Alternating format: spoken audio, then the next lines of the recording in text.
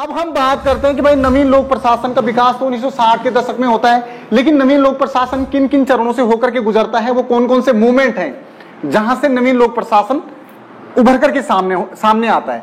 तो नवीन लोक प्रशासन के विकास के लिए वो मुख्य कौन कौन सी घटनाएं हैं, उन घटनाओं को हमने मुख्यतः 4 चरणों में विभाजित किया है। पहली जो घटना है वो हनी प्रतिवेदन 1967 में हनी प्रतिवेदन हमें देखने को मिलता है। इससे कहीं ना कहीं नवीन लोक प्रशासन की दिशा में एक बहुत बड़ा क्या होता है, मूवमेंट हमें देखने को मिलता है।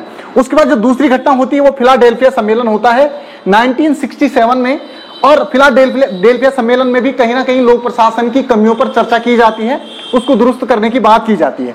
तो सेकंड फेज में भी कहीं ना कहीं जो नवीन लोक प्रशासन है उसको एक एज मिलता है कहीं ना कहीं नवीन लोक प्रशासन की दिशा में। उसके बाद हम तीसरी बात करते हैं 1968 में मुन्नो ब्रिक्स सम्मेलन होता है, और मुन्नो ब्रिक्स सम्मेलन ही वो सम्मेलन था जहां से नवीन लोक प्रशासन का क्या होता है, जन्म होता है। मुन्नो ब्रिक्स सम्मेलन में फ्रैंक मेरनी एंड ड्वाइट वाल्डो की जो पुस्तकें लिखी जाती हैं, टाइम टर्बुलेंस वाली जो पुस्तक उनके द्वारा लिखी जाती है, एंड ड्वाइट वाल्डो के द्वारा भी एक रचना लिखी जाती है। तो उन रचनाओं के बाद कहीं ना कहीं नवीन लोक प्रशासन का प्रादुर्भाव होता है। अब हम यहाँ पे बात कर रहे हैं कि भाई ठीक है, हमने 1968 में मुन्नो ब्रिक्स सम्मेलन की बात करी, लेकिन हम द्वितीय मुन्नो ब्रिक्स सम्मेलन की भी बात कर रहे हैं। हम द्वितीय मुन्नो ब्रिक्स सम्मेलन की बात इसलिए कर रहे हैं क्योंकि ये जहां 1968 में हो रहा है, वहीं ये दूसरा जो मुन्नो ब्रिक्स सम्मेलन है वो 1988 में हो रहा है। तो कहने का मतलब यहाँ पे क्या है, जन्म तो यहाँ पे हो गया नवीन लोक प्रशासन का, लेकिन जो नेक्स्ट जो दूसरा मुन्नो ब्रिक्स सम्मेलन होता है उसमें भी कुछ और सुधार करने की बात करता है नवीन लोक प्रशासन की दिशा में। तो कुल मिलाकर के आप देख सकते हैं कि ये मुख्य घटनाएं हैं जिसके तहत कहीं ना कहीं नवीन लोक प्रशासन का हमें क्या होता है, विकास देखने को मिलता है। अब थोड़ा एक एक करके इन घटनाओं को समझ लेते हैं कि भाई।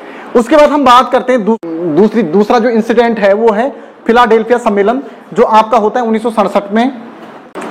अब देखो, जब ये सम्मेलन होता है तो इस सम्मेलन में 2 अलग खेमे में हमें विद्वान कहीं ना कहीं बढ़ते हुए दिखाई देते हैं। कुछ बोलते हैं ये बौद्धिक चिंतन का विषय है, और कुछ बोलते हैं ये एक कार्य और व्यवसाय है। कहने का मतलब ये है कि कुछ बोलते हैं कि भाई बौद्धिक चिंतन है, कुछ बोलते हैं ये सिर्फ क्या है, व्यवसाय। व्यवसाय का मतलब है कि लोक प्रशासन कहीं ना कहीं एक व्यवसाय तक सीमित करने की वो बात करते हैं कि लोगों का अपना काम है, उनको अपनी अर्निंग करनी है, और अर्निंग के लिए वो किसी भी संगठन में काम करते हैं।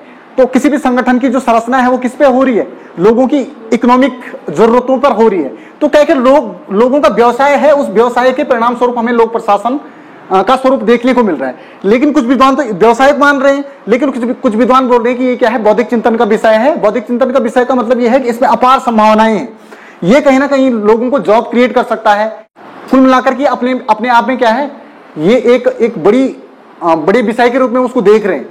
तो इस तरीके से 2 खेमों में हमें विद्वान यहाँ पे बढ़ते हुए प्रतीत होते हैं। तो कुल मिलाकर के कुछ मतभेद हमें इस संगठन में देखने को मिलते हैं।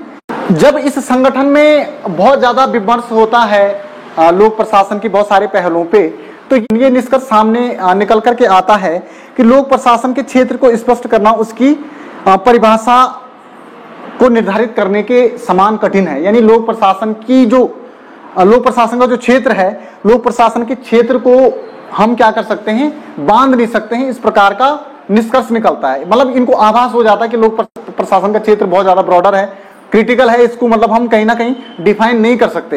तो इस तरीके का आउटपुट कहीं ना कहीं देखने को मिलते हैं।